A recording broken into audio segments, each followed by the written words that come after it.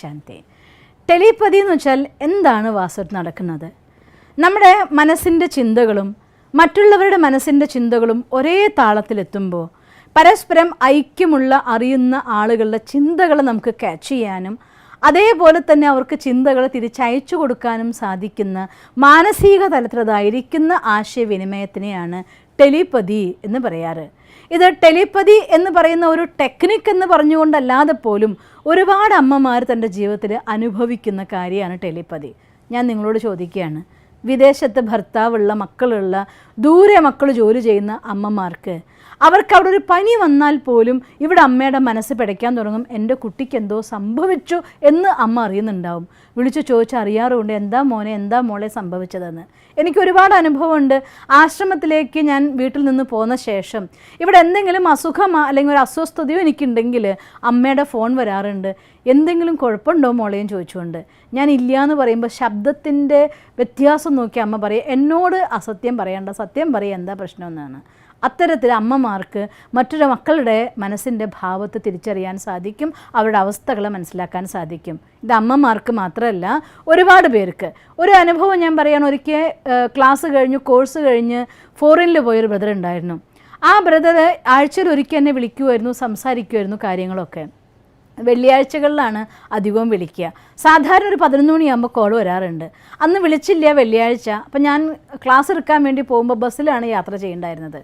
ആ ക്ലാസ് എടുക്കുന്ന സ്ഥലത്ത് എത്തുന്നതിൻ്റെ ഒരു 10 കിലോമീറ്റർ ഇപ്പുറത്ത് വെച്ച് ഞാൻ ഓർമ്മിച്ചു, ഇന്ന് എന്താണെന്ന് അറിഞ്ഞൂടാ, വെള്ളിയാഴ്ചയാണല്ലോ, ബായി വിളിച്ചില്ല, ഓഫ് കിട്ടില്ലായിരിക്കാം, ഒരു ഗൈഡൻസ് കൊടുക്കാൻ സാധിച്ചില്ല, എന്തായിരിക്കും അവസ്ഥ എന്നൊക്കെ ഞാൻ മനസ്സിൽ വിചാരിച്ചു.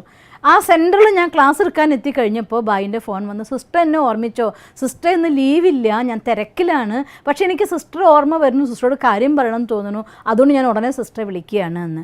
ഇത് തന്നെയാണ് വാസ്തവത്തിൽ ടെലിപ്പതി കമ്മ്യൂണിക്കേഷൻ. മീൻസ് എൻ്റെ മനസ്സിൻ്റെ തരംഗങ്ങളും അവരുടെ മനസ്സിൻ്റെ തരംഗങ്ങളും ഒരുപോലെ കൂട്ടിയെത്തുമ്പോൾ ഇങ്ങനെ നേരിട്ട് സംസാരിക്കും പോലെ പറയുന്ന കാര്യത്തെ അവർക്ക് ക്യാച്ച് ചെയ്യാനുള്ളതായിരിക്കുന്ന കഴിവിനെയാണ് ടെലിപ്പതി കമ്മ്യൂണിക്കേഷൻ എന്ന് പറയുന്നത്.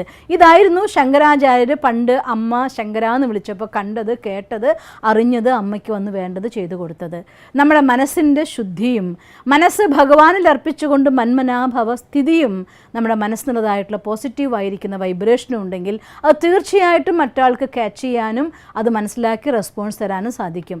പോസിറ്റീവ് മാത്രമല്ല, നെഗറ്റീവ് ആണെങ്കിലും അത് പവർഫുൾ ആണെങ്കിൽ തീർച്ചയായിട്ടും മറ്റുള്ളവർ അത് പോയിട്ട് അതിൻ്റെ എഫക്റ്റ് ഉണ്ടാക്കും. അവർക്ക് അസ്വസ്ഥതയായിട്ട് ഫീൽ ചെയ്യും, ഇത് സുഖം കൊടുക്കുന്നു മാത്രം. ചിലർക്ക് കൃത്യമായിട്ട് കാര്യത്തെ ക്യാച്ച് ചെയ്യത്തക്ക രീതിയിൽ അവരുടെ ബുദ്ധി ക്ലീൻ ആൻഡ് ക്ലിയർ ആയിരിക്കും. ചിലരെ സംബന്ധിച്ചിടത്തോളം അവർക്കത് ഫീലിംഗ് ആയിട്ട് റിസീവ് ചെയ്യാനായിട്ട് സാധിക്കും. അപ്പോൾ സെൻഡറുടെയും റിസീവറുടെയും രണ്ടും ഒരേ തരംഗങ്ങളും ഒരേ പവർഫുള്ളും ആണെന്നുണ്ടെങ്കിൽ തീർച്ചയായിട്ടും അതിനെ ക്യാച്ച് ചെയ്യാൻ സാധിക്കും. ഇതാണ് ടെലിപ്പതി കമ്മ്യൂണിക്കേഷൻ എന്ന് പറയുന്നത്. അതിനെക്കുറിച്ചുള്ള പരിമിതമായ അറിവ് ഞാൻ നിങ്ങൾക്ക് പറഞ്ഞു തരുന്നു. ഇതൊരു ടെക്നിക്കായിട്ട് ഞാൻ ഉപയോഗിച്ച് നോക്കിയിട്ടില്ല. എന്നിരുന്നാലും ഒരു ബായി പിന്നെയും എന്നോട് ചോദിച്ചതുകൊണ്ട് എൻ്റെ അനുഭവത്തിൻ്റെ ആധാരത്തിൽ, അറിവിൻ്റെ ആധാരത്തിൽ ഞാൻ നിങ്ങൾക്ക് പറഞ്ഞു തരുന്നു എന്ന് മാത്രം. ഓം ശാന്തി.